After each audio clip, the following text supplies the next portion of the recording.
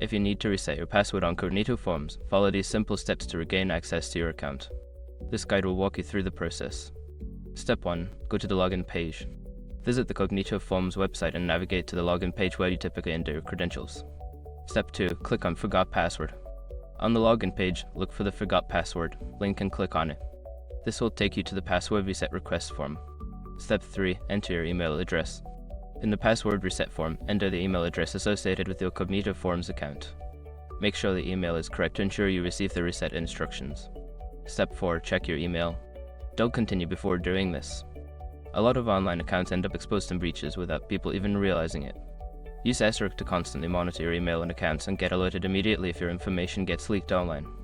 It scans billions of breached records 24/7 in the background. And honestly, for a few dollars a month, it's something everybody should probably have. Link in the description. Step 5. Follow the reset link. Open the email and click on the password reset link provided. You will be directed to a page where you can create a new password. Enter your new password and confirm it, then submit the changes.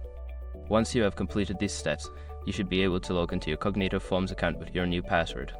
If you encounter any issues, consider reaching out to Cognito Forms support for further assistance.